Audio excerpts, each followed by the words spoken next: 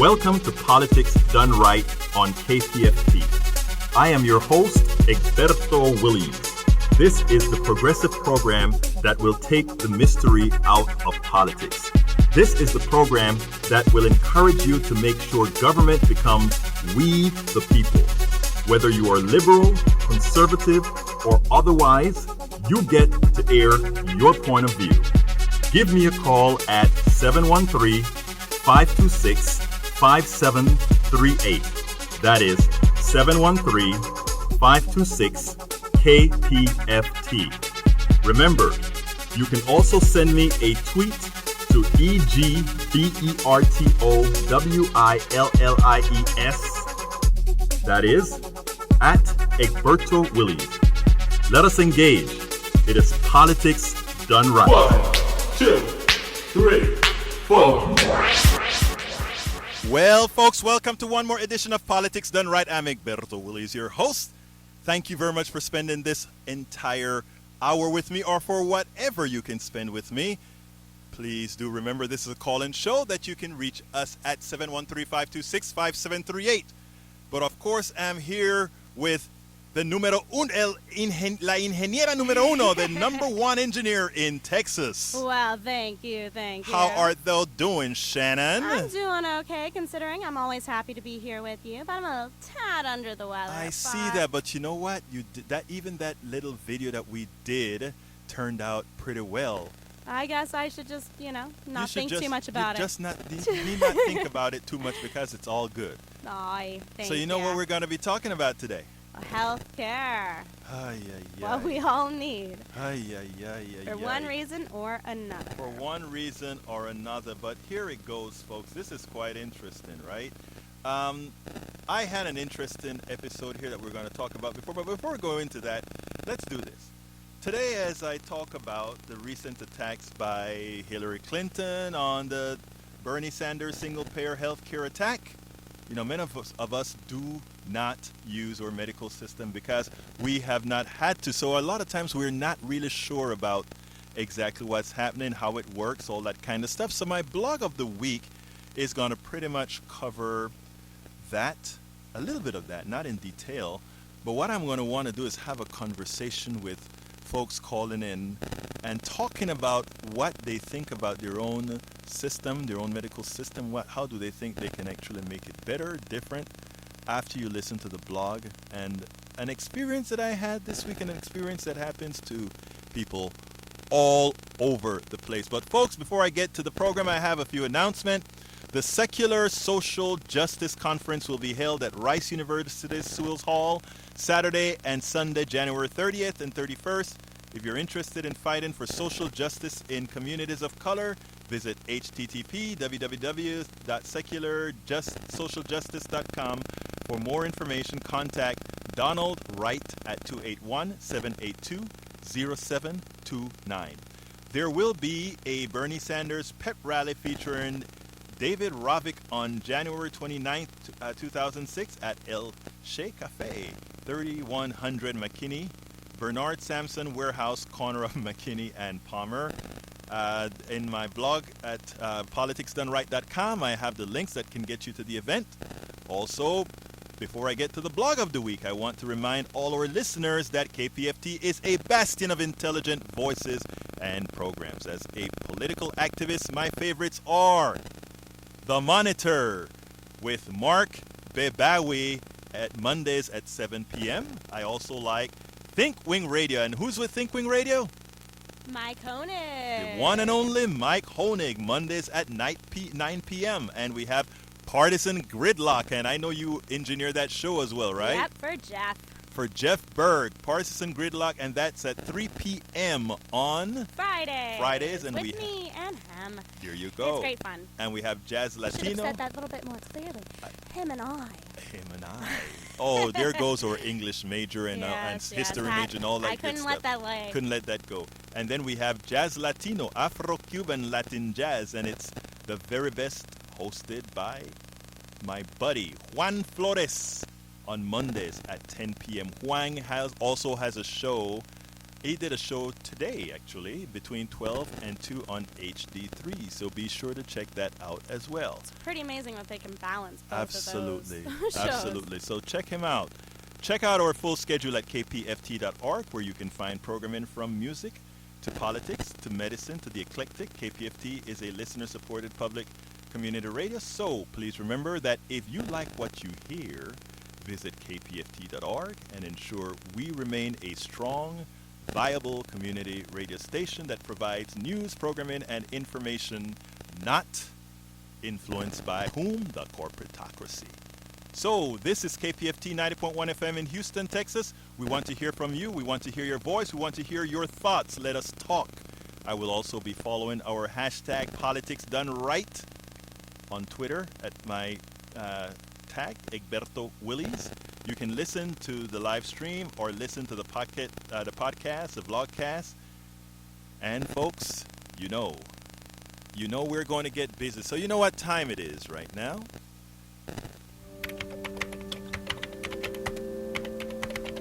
It's time for the weekly blog post. Now, folks, interestingly, I'll be reading my blog post from my phone because my little pad went berserk. So if I have a little text change or whatever, just let me know. But here it goes. The title of the blog post, I called it Hillary Clinton's right-wing style attack on Bernie Sanders' single-payer Medicare-for-all plan may prove costly. Because I think when people start to realize what's occurring medically in this country, her attack will seem rather hollow, and people will probably want to gravitate to something more substantive, something more substantial. So here it goes. Hillary Clinton does not get it. Hillary Clinton came out guns a-blazing as the polls tighten up in Iowa and nationally as Bernie Sanders led in New Hampshire, as his lead in New Hampshire grows. She is misleading Americans about single-payer health care and Medicare for all. Instead of fighting on her merits and on contrasts, Hillary Clinton is using right-wing Karl Rove tactics to reverse the trend. It is unlikely to work. Clinton's tactics may actually turn out to be costly. She just may make this 100% accurate mock election poll that predicts a Bernie Sanders presidency a reality. Okay, first of all, I know I have listeners that are both supporters of all these different candidates. This position that I'm taking today and what I'm talking about is fact-based. So I just want folks to listen, including Hillary Clinton supporters, to listen because just maybe some of her own supporters may be able to tell her it ain't working and it's not the right thing to do. Americans, liberals, moderates, and conservatives are upset. Both Democrats and Republicans are angry. They are angry because they are realizing that both party establishments take them for granted. Most promises are unrealized, yet when some attempt change from within, they are marginalized. Democrats had a filibuster-proof Senate during a small window in which they had an opportunity to include and pass a public option to the Affordable Care Act. The only real reason a public option did not pass was that arithmetic held true. Public plans without the inherent need for profits would be much less expensive. Obamacare would have morphed into Bernie Sanders' single-payer Medicare-for-all healthcare plan. Americans have been polled and they support single-payer. 80% of Democrats support single-payer as well as 58% of all Americans. Look, this quick personal short is likely something that occurs to thousands of times a day. And this is a personal story. While running the board for the KPFT radio show, Mike Honig's show at KPFT 90.1 FM, a Pacifica radio station in Houston, I had a potentially fatal blood pressure rise. 911 was called. Some great paramedics came, they gave me oxygen, took me into the ambulance, gave me an EKG, and continued to monitor my pressure. It went down some, though still at a dangerous level. When it was time to leave, the paramedics asked if I wanted to go to the hospital in the ambulance. Which one? Or if I wanted to go in my own vehicle. I immediately inferred that they were cognizant that many folks are justifiably concerned about cost.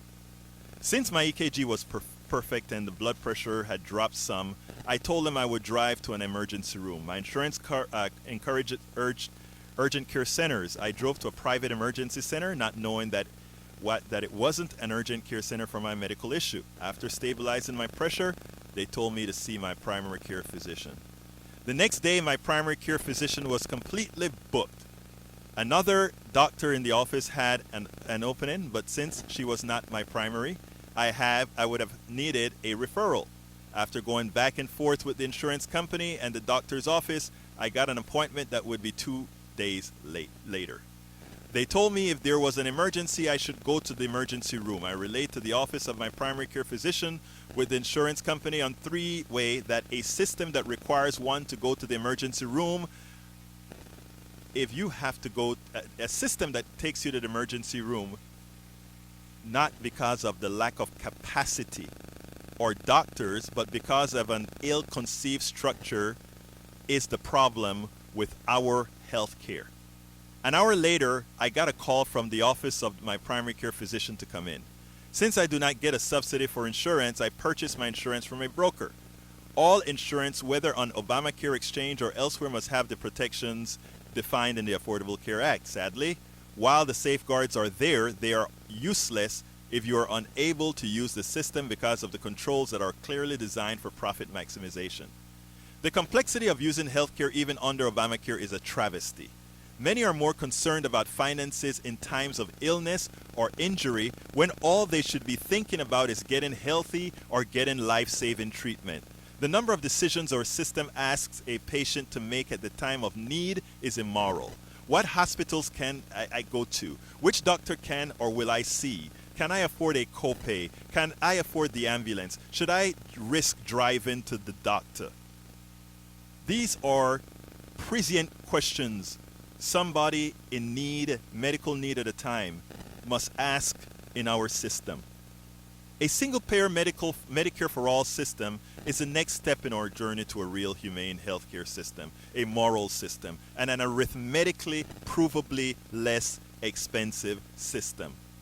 When one removes the chaos multiple insurance companies partitioning our healthcare delivery system for profit, healthcare becomes much less expensive. The sole purpose of an insurance company is to skim some of the premiums paid for a profit. Again, repeating. The sole purpose of an insurance company is to skim some of the premiums paid for a profit. Nothing more. Do not be fooled by anything else you hear. They do that by managing risk. Managing risk ensures you get as little health care services as possible. The money skimmed pays exorbitant executive salaries, duplicative administrative services like database management, advertising, capital costs, and much more. A single-payer system eliminates all of that. Hillary Clinton and her team is characterizing Bernie Sanders' support for a single-payer healthcare system as one that would kill many social programs, including the Affordable Care Act. Then, no. I'm going to break from my blog for a second here. It won't kill the Affordable Care Act. It'll make what the Affordable Care Act should have been in the first place. The inference the Clinton team would want one to make is much different than the reality. In a single-payer Medicare-for-all system, all are covered. Healthcare becomes a right. As more Americans understand the realities, even Clinton supporters may balk. Why? Folks will see further improvement to Obamacare as an appeasement to insurance companies as opposed to a bold, middle-class centric policy position that helps us all. It will tie into the narrative of her being owned by the corporatocracy. How does she get around that? Medicare for all. Folks, this is a call-in show. Telephone number 713-526-5738. Again, that number is 713-526-5738. Let's go to line number 1 with Julian. Come on in. Good afternoon, Egberto. Oh, John, I read it wrong. How you doing, John? All right. Yeah, I just want to. That's an excellent blog post. So the one thing, I just feel really, sad did Hillary Clinton have to put her daughter out there and lie for her? Let's just be honest about what she's doing. She and the Clinton campaign are totally lying about Bernie Sanders' health care plan. He was on Chris Hayes last night. He was very specific about what the health care plan would be. He basically, it would right now he wants to have Medicare for all, and that would literally be, it'll be right now 1.5% of all payroll taxes go towards Medicare, and the employer puts in another 1.45%. What he proposes is that each employee would put in another 2%, and the employers would put in another 6%. And so, it will be a stronger tax. But, you've talked about this many times on your other shows.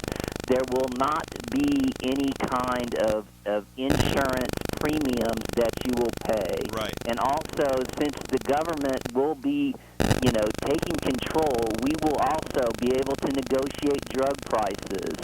We will be able to help everyone just like they do in all the industrialized world. And so I just think this line of attack is just awful. It's awful for the Democratic Party. Even nonpartisans like David Axelrod has attacked her as being a completely dishonest attack. Now, John, And, let me block you, stop you there a go second, ahead. because this is important. I think, like I said, I have my preferences in between the two of them, but what I try to be as balanced as possible, because again, you've heard my shows before. So, but the thing about it is, I think she crossed the line here, because she's crossed into the territory that we have that not we, but that Democrats have claimed have been crossed by Republicans when describing programs and other items by the Republicans. Republicans generally lie about Democratic programs. They lie about Obamacare. They lie about the bailout. They lie about all these. What was it called when we had the big thing in the beginning of the year, beginning of Obama's administration? What is it called? The stimulus package? Stimulus package. That's what I was looking for. The stimulus package. The stimulus package. Yeah. So you think about all of that. We got all those lies out there, and one of the things that Democrats have always cherished themselves on is not to lie in that fashion. Yes, they politique. They do politics. Everybody does politics, but outright lies are dangerous. And what she has noticed, I think, is how effective the attack on Obamacare was. And if you take a look at the way Chelsea spoke, and I did the Chelsea video, I cut the Chelsea video, and I have the Chelsea video on YouTube and on my website all over the place. I felt sorry for Chelsea, to tell you the truth. And the reason why is that Chelsea, you could see her being used. She wasn't even comfortable saying the things that she was saying. But John, I'm going to put you on hold, and then I'm going to go to number 2. Let's go to number 2. That is Brother John. So How you doing, Egberto? Wait, too many Johns around here, Brother John. Yeah, I know. You always get the laboratory guys in the beginning, don't you? But he covered many good points. John did, by the way. How you doing, John? And I want to cover some others. You see, when Hillary, as first lady, way back when, right? Mm-hmm. When she was trying to get the health care plan together, it was a one-payer Medicare type system, which is the way she explained it. Right. Okay, which is exactly the way she explained it. When Obama first got into office, other than the stimulus package, she also mentioned a one-payer health plan. Right. The AHA was a compromise.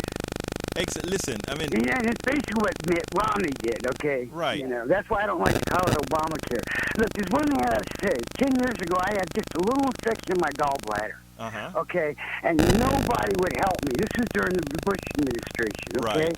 I had to go critical. At Bethel, I had a heart attack. I had stents put in. Right. Okay? I coded 4 times. Wow.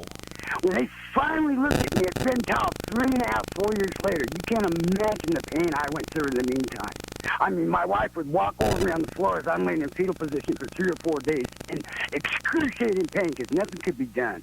They shoot me up with fentanyl, Dilaudid, said, you need to see a doctor. I'd look around the hospital and say, that's why I'm here. Our John, 22 days in Ben Cobb.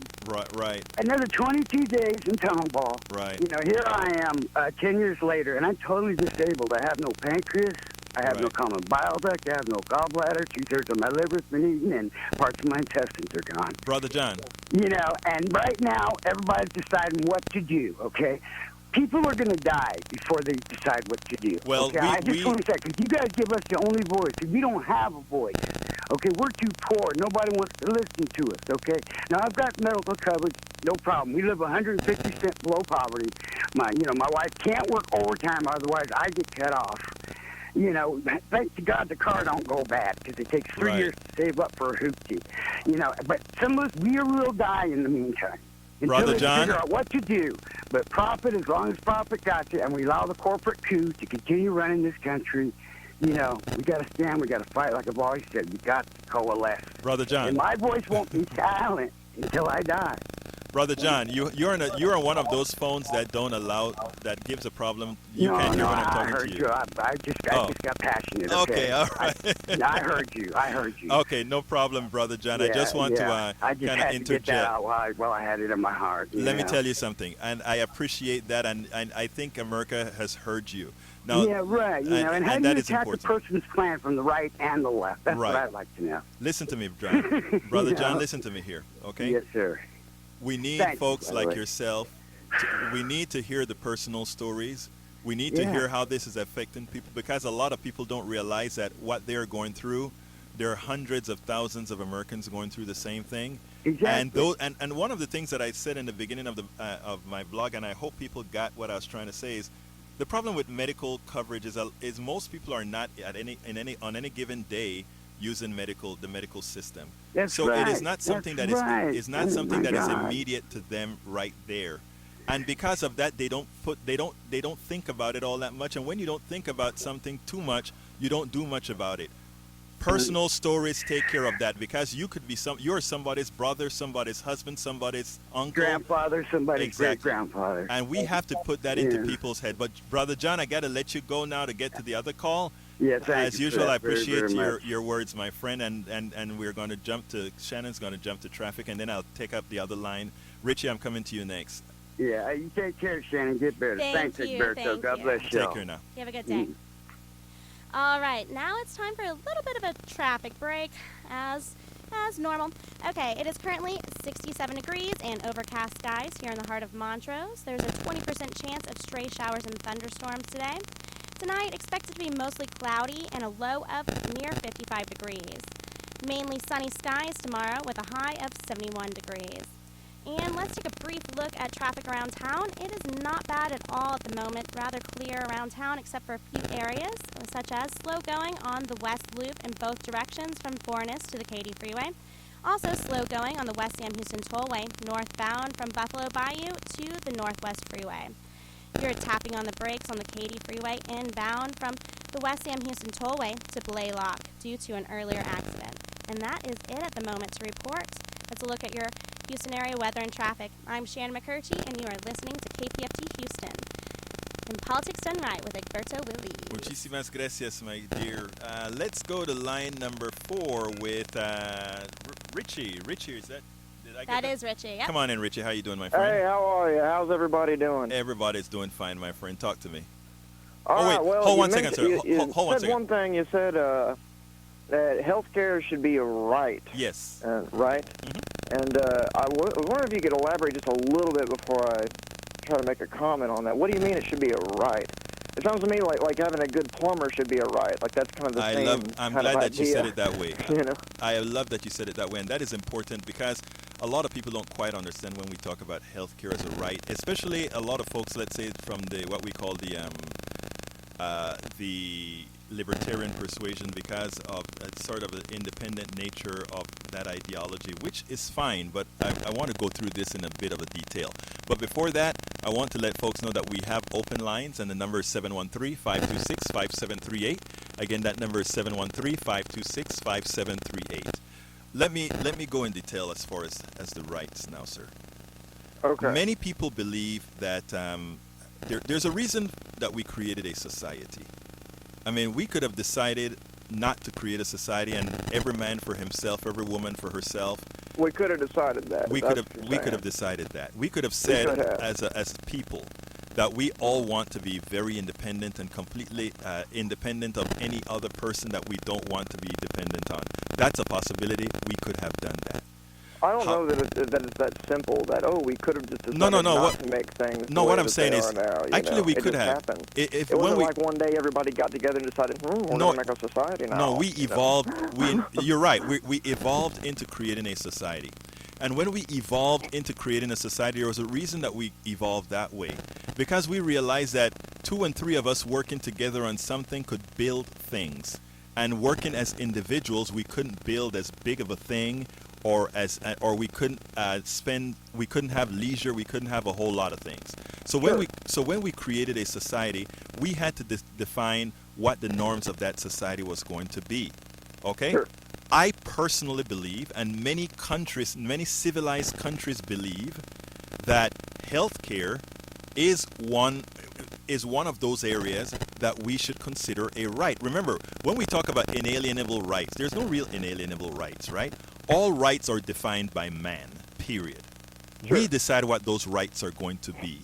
And so far in America, we have not defined healthcare as an inalienable right. In our Constitution, there is no definition of anything humane in our Constitution. Read the entire Constitution, and other than the welfare of the citizens, tell me one specific thing that talks about the humaneness. Well, I mean, but the thing is, the reason that I don't think that you could consider it an unalienable right is because it's a service that's provided by I understand people. where you're coming from, and let me tell you. And by saying, let me finish my point real quick. Sure, go ahead. And by saying that it's an inalienable right, or it's a right that every man should have, you're saying that every man that is born, or every woman that is born, is entitled to the product or the produce of the labors of other men, that they're entitled to it. That it is their right for to have doctors, heal their wounds, or do surgery on their hearts or whatever. I love the way you say that, because just like you might say that it's a right of any man to have a good plumber. You know what I mean, and for free, or at a low cost, or the same cost for everybody. Richie, what you're saying like is that. true, Richie. But let me qualify what you're saying. Good plumbing should be an unalienable right. No, that'll be the next one. Richie, that's going to be the next one. Richie, no. Listen, Richie. Listen here. I know where you're coming from, but listen to me what I'm saying. We as a society... you guys are so crazy, man. I understand that. You make it seem like... And also, you got people...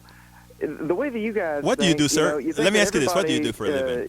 They deserve all these things, either for nothing or for a low cost. Yes. But when it comes down to the end, it's not really fair. But that's not that is not what we're saying at all. Kids in private school, but they're still paying taxes that fund the public schools, even though they're not reaping the benefits. You got people that aren't sick that are paying taxes to go to this special health care program that you're going, even though they're not sick, they're paying for the sick to get well. Richie, can you? I listen to you. Can you listen to me and try to not bring ideology into it, just as far as let's try to bring mechanics into it, because I think this conversation is actually enlightening, not for just you and me, but for some of our listeners. And I think it's an important conversation, because what you're saying, there's some validity to what you're saying, right? We have to first take a step back and realize that everything in society, from libertarian society to any other type of society, it is all man-made. By the way, do you believe we have a gun right? We decided that we're going to have a gun right. There are certain things man decide how we want our society to operate, period. Now, after that occurs, we decide what we want the limits to be. We decide the kinds of limits that we want within that society.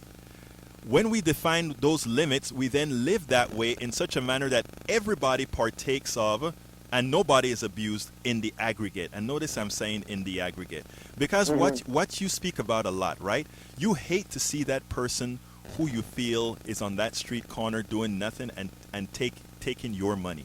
You hate to see that person get free health care who didn't do anything for it. You hate to see... No. See, you're misunderstanding me. I don't hate any person that does it. Because if I was in the same situation and it was part of the system, then I would probably take advantage of it too. I'm just saying it shouldn't be part of the system. It shouldn't be built into it.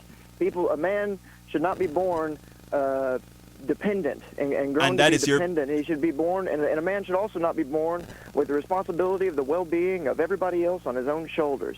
From the day that he Isn't takes it his true first that that's breath, not he your is choice, though? responsible, and he will be responsible for the well-being of everybody else. Richie. He should be born independent. He should be born learning how to be Richie, strong and Richie, fend for Richie, himself. listen to me 1 second, please. Listen to me 1 second. Go on, sir. What you're saying, if that's the way you want to live, and enough people believe in that in that creed, in that way, then we should have had that. I don't believe that. I believe in folks. I believe in a society where people depend on each other. That's the kind of society I believe in. You don't, and that is fine. That is fine. But but what I'm saying is the society that we have today that I am hoping to be a part of building is going to be one where we depend on each other, because those societies, the results are much better. Now, that said, if society doesn't want to follow my method or our method, those of us who think this way, and they prefer your method, they can do so. And that's why we're a democracy. We could decide to live that way. The interesting thing, however, my friend, is that most people cannot live under the standard that you would want them to live under. That's the only problem. But look, it's a pleasure talking to you, and I think you exposed a whole lot of important topics in what you had to say. I don't know about all this. I don't know what you're saying. Well, I mean, you can. I give you 30 seconds to dispute what I just said. No, I it sounds like you're pretty rock solid in what you're saying. You know what I mean? At least you feel like you are, and I just think that man should be free, and that instead of saying that everybody should take care of everybody else, we should empower the individual to do well. Well, you keep listening, Richie. Richie, you keep listening to the show. I hope that somehow some of what we talk about here, you won't look at it as just some crazy ideology, but that you'd actually look at it and try to see why there are people who think the way some of us do, as opposed to just saying we're crazy. Try to think about how some people. I don't think you are crazy for wanting to be a strict individualist. I don't think you're crazy. I just don't think most people can live under that tenet. That's all. Okay, brother? You have a great day, brother. All right. Let's go to line number 2 with David. Come on in, David. Yeah, it just really freaks me out. It kind of blows my mind when I hear this guy you just talked to, and he's throwing around all these cliche words like free. Ooh, that sounds so warm and fuzzy. The thing about words like that is they're so damn subjective, man. And he sounds so noble when he says, "Oh, man should be free." Free from what? Well, let me tell you something, David. I mean, here's the point. He says that he thinks that we shouldn't be dependent on anybody. When did his independence start? When he was born? And David, that is one of the reasons. And I try to give people like Richie airtime so that the dialogue can occur. And here's what I want out of that dialogue. I want out of that dialogue, because there are a lot of people that listen to the cliches that Richie just said, but most people can't abide or live under those cliches, if you will, because most people. Right. The problem with Richie, he's oversimplistic. He's turning our existence into some kind of little corporate slogan. Right. It's just like, here's the point, Egberto. I don't know if you've ever heard of this book before, and maybe Richie ought to get himself a copy, but I'm sure he'd probably burn it because he couldn't stand what it's saying.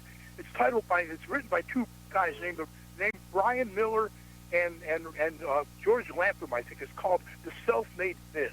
Mm-hmm. And he talks about the Ayn Rand Republican libertarian creed that we're all self-made and we all got to do it ourselves and it's every man for himself. And all this garbage started with Ronald Reagan and Lewis Powell. We had earlier versions of it in the Gilded Age. Right. Most of these guys, what they're doing is they're shilling for the billionaires. Well, that is what a lot of them don't understand. A lot of them don't understand that this individualism is intended to make people much less dependent on taxes. And why are they want to be much less dependent on taxes? Because those who have pilfered the system and should be paying more taxes are the ones who don't want to pay. I mean, it's a vicious cycle. I mean, I wrote a book on that covered a whole lot of this issue. So, I mean, I understand exactly how they think, but I mean, the thing about it is a lot of them are genuine in the way they think. Yeah, well, it doesn't matter how genuine they are. They might be genuine, all right, but they're genuinely wrong. I agree with that. I think they're wrong, and I tell you, and I think I told Richie in a very diplomatic way that I don't think what he thinks is the way things should operate. But anyway, David, look, anything else you want to add before I jump to the other call? Yeah, I think that I know too many libertarians out there that it's like when I listened to Ron Paul in that one debate in 2012, and he's talking about health care, and he says that when an issue came up, a question was asked of him, and Ron Paul answered it this way: if people that are too poor can't afford health care, he says, well, they just have to learn how to do without it. There you go. Then somebody asked another question. They said, well, what about if the person is in a situation where he's in a life-threatening? And Ron Paul's response was, we just have to die. Here's the point about what he's saying about your last caller. He's saying, well, I shouldn't have to pay for somebody else's health care. Health care isn't a right. Here's it in a nutshell. He's trying to superficialize it by saying, well, it should the plumber should be access to a plumber should be a right. But we don't depend on plumbers for our very lives. Exactly. We depend on health care. But David, the most important thing that I was trying to get across to him is that we as a society decide what we are going to consider an inalienable right. As a moral society, I am saying that we should consider healthcare an inalienable right. That's all. I mean, there's not a lot of argument to that. We as a moral society, immoral society thus far has not considered healthcare an inalienable right, and you can see the suffering that many people go through. The problem is enough don't go through it to see it, but many people, good people, go through it. But David, it has been a pleasure speaking to you. I'll let you go by saying it this way. Guys like him like to define what morals should be, and I really don't want to live by his morals. Thank you, sir. You've got the word on that one. You have a wonderful day. Keep listening, keep calling, and tell people about KPFT. Okay, brother? Okay, all right. Yeah, you have a good one, dude. All right, take care. Let's go to Greg, line number 3. Come on in, Greg. How you doing, my friend? The term inalienable right, I think people get confused about that sometimes, especially our libertarian friends, because I think they assume that with that right comes, they always use the term personal responsibility. Right. And they seem to forget that part of personal responsibility is being willing and free enough to make your own choices and decisions. And what the founders decided in this country's history was that the people should rule, that if we're going to have education or any other form of public services, it should be for the many, not just for the few who can afford it or should have access to it. Absolutely. And I also think one of the problems in our society is we've had a lot of people who've kind of been sold this argument that if it's from the government, that it's terrible or it's awful, or if it's for the many, and there are those who have difficulty in accessing that system, well, it's their tough luck that they can't access it. Right. Now, that new argument, I mean, it's been in the past as well, but we got a resurgence in that with the Powell Manifesto from Lewis Powell, who became a Democrat at that, who became the Supreme Court Justice, where he came out with the Powell letters that talked about infiltrating institutions, where they actually preached an ideology of what I call false self-sufficiency, and tried to make things like outlaw and not make unions a bad thing. So what they've done is they've made all these things bad, unions bad, all these things bad that are good for the masses in general. They try to demonize government as being something you shouldn't trust. Why? If you don't trust government, then when government asks for taxes to do good things, you no longer want to pay for good things that the government gives. There are a lot of these things that are calculated and been instilled in our minds to pollute our minds against government. What I always try to do whenever I write, because I want big government, and I'll explain that in 1 second. I want huge government, and what I mean by I want big government is I much rather have big government than big corporations. Big corporations are only responsible to make profits for their shareholders. They have a fiduciary responsibility to protect their shareholders at all costs. Right. The government is we the people. When you have we the people, it means that the shareholder of the government is the American citizen. What I never understand, or could never understand, is when people put more faith in corporations. Oh, let's take it to the private sector. I never understand how people can get in there, and this is how the indoctrination worked from the Powell Manifesto and all of that. You demonize government, you uplift corporations, but what you don't realize is the government you vote for, the corporations you don't.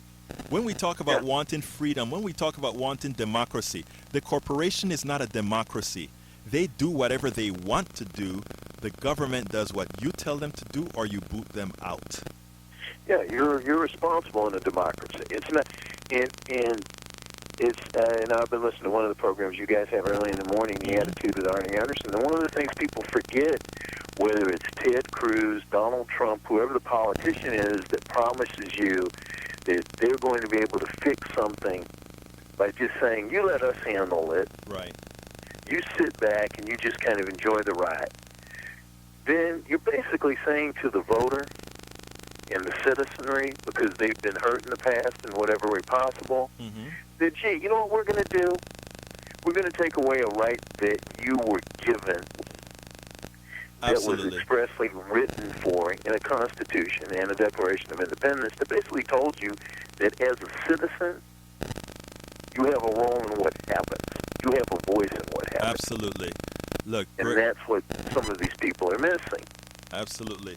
Now, Greg, right now I have to jump to traffic. So, look, it's been a pleasure speaking to you, my friend. Please keep listening. Please keep calling. Please remember to tell all the folks about KPFT, and let's get the progressive voice out there. Okay, brother? I sure will. Take care now. All right, thank you, Egberto, as always. First off, let's take a quick look at what weather around town. It is currently 66 degrees and overcast skies with a 20% chance of a stray shower or thunderstorm in the forecast. And tonight, expect some dense fog in some areas with a low near 55 degrees. Partly cloudy skies tomorrow with a high of 71 degrees. Let's take a quick look at our towers around town, if it will load. Well, actually, before that, let's just cancel that because it's not responding. Okay, on the North Freeway outbound at the North Loop, an accident is affecting the exit ramp. And on the Northwest Freeway outbound at Tidwell, an accident is affecting the right shoulder, slowing down traffic from West 34th to Fairbanks North Houston. Stop and go on the Southwest Freeway, inbound from Shepherd to the Gulf Freeway, and slow going on the West Loop in both directions from Bourne to the Katy Freeway. Last but not least, on 288 inbound from Holcomb to about 59, traffic is moving about 28 miles per hour. That's a look at your Houston area weather and traffic. I'm Shannon McCurchie, and you are listening to Politics Done Right on KPFT Houston.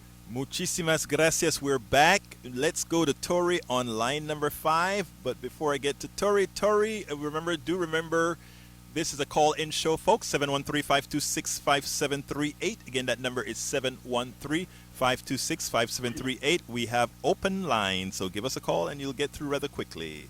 Let's see, Tori, how are you doing today?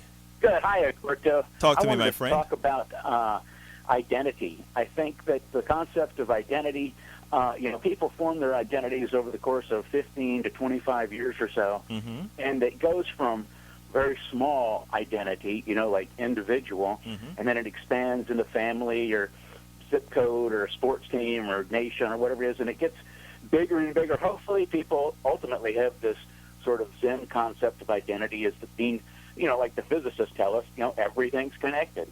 We're all part of one big thing. And I think that's the disconnect with a lot of folks. A lot of folks don't have an identity that's connected to anything outside of themselves or outside of a small group. Right. And, that's where nationalism comes from. It's, it's the breakdown of the function, the psychological function of identity. And we get all these little small identities, and it leads to, all kind of hatreds and negative stuff, small identities.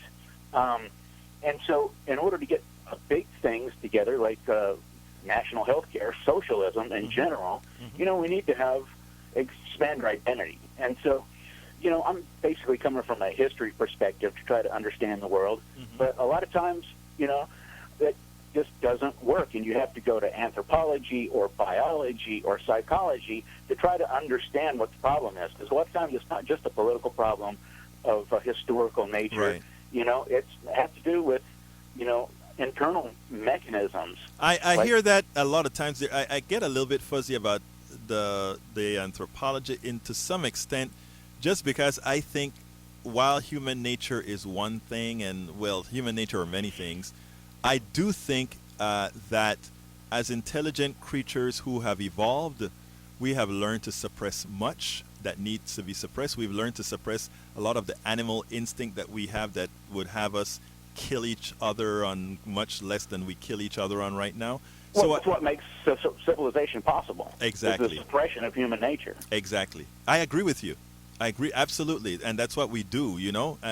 Because again, we have been taught, and I think in the long run, our biology will make that. If you're the person who believes in evolution, our biology will probably reflect what our laws ultimately, have come out with to some extent. Well, it's the other way around. Our social systems, historically have mimicked the biological systems.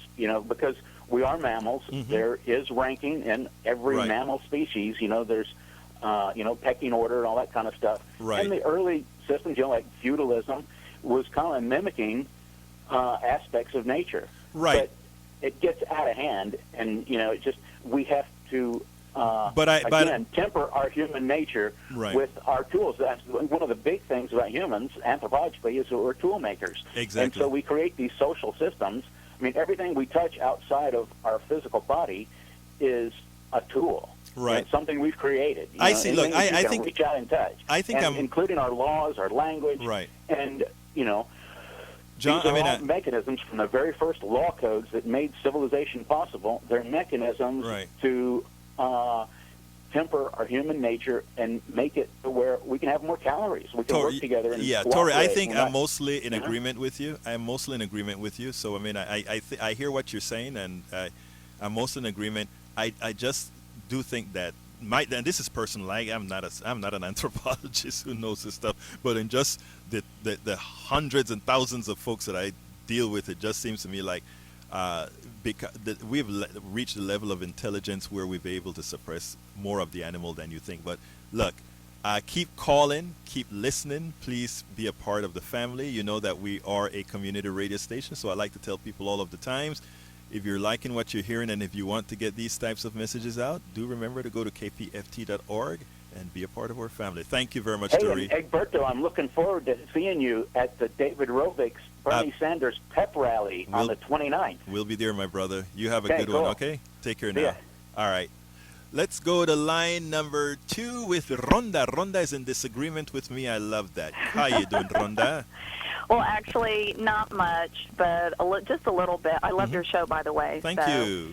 I want to discuss the situation regarding corporate America and the government. Sure. Actually, they're both corrupt. I agree. And so I understand your position on, well, we can vote them out and all that, but it's not as easy, and there's not such a direct correlation between that. Mm-hmm. So many representatives in government, unfortunately, are paid under the table. So you have a lot of lobbyists. You have a lot of people in government who are not interested in representing the people. So they somehow got into their position, but they are failing in their position at representing people. And regarding health care, unfortunately, it is quite a complex situation that needs to be reformed a great deal. But it should come from the insurance companies. There needs to be drastic reformation there, and from really all different aspects in the medical community. The thing, though, regarding personal responsibility with individuals, people do have a personal responsibility. I understand that we should have compassion as a nation for people who are ill, and we should provide some sort of welfare program, which we do, but not to the extent that we do. Why? Because so many diseases are based on lifestyle choices, and these lifestyle choices, if you choose to take them and make poor choices, why should the next person who chooses to take care of themselves have to pay for your problem, Okay, so to speak. Rhonda, I love all the topics that you came up with, and my God, why did you come up with so many topics? Now my answers to some of them, though, I want to give. Okay. Okay, the first one I'll take the last one, lifestyle, right? Right. The reason I am hesitant about the lifestyle thing, right, is that I love bacon and cheese and all that good stuff, right? Mm-hmm. And that is going to put me in the hospital. I can Exactly. almost guarantee you. I'm kidding. I like them, but I behave myself now. I can almost guarantee you that I could actually find a few things in your lifestyle that makes you more prone to certain types of diseases. I don't know what they are. I don't know you or whatever, but I'm just saying. So my thing is, let me finish it. Sure. Yeah. My thing is, I want to educate people. In other Right. words, I want us to learn civics in high school so that we know we can vote the bombs out, irrespective of what the corporatocracy wants. I want Right. to have health classes that suggest to people what they should eat, leaving them the freedom to eat what they want to eat. Exactly. I want to have classes that educate, because I think educated people in the aggregate make good choices. Right. What we have, I think, in America right now is a plethora of uneducated people that do not know they are uneducated. And what I Absolutely. would love to do is be able to talk to people, not to be saying you are dumb, because they're not. It's not their fault. It is an education system where we have cut the budgets of programs that really should not have been cut.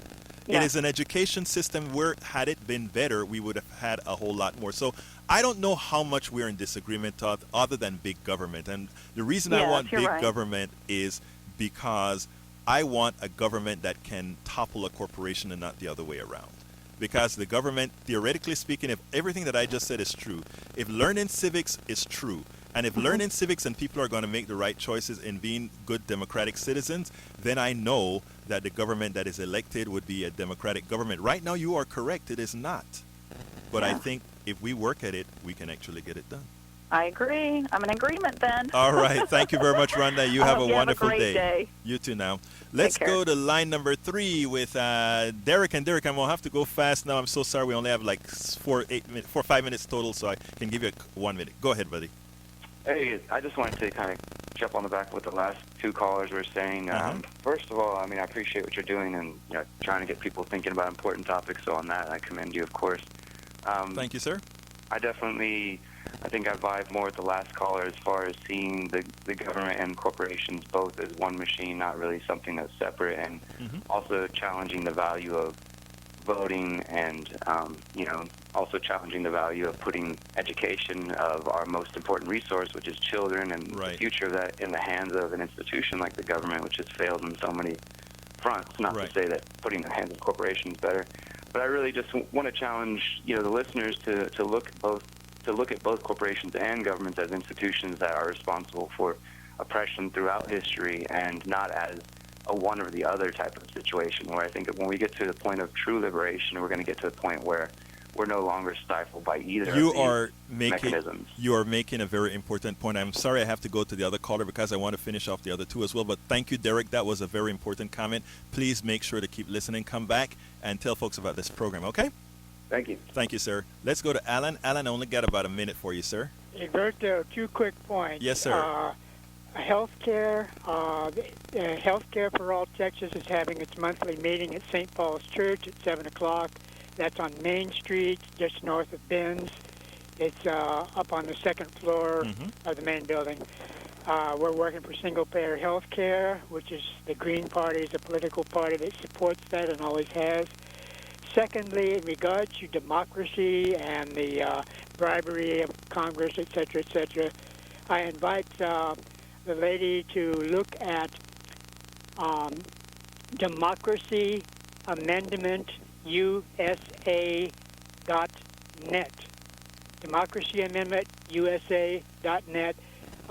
We, the people, can vote on the legislation and take the vote away from the legislators. They'll just write it, but we'll approve it. Alan? So that's the idea. So look at that website. Thank you. Thank you very much for calling in, Alan, and I'll make sure and put that information on our site as well. Okay, let's go to Teresa. Hi, thanks for your show very much.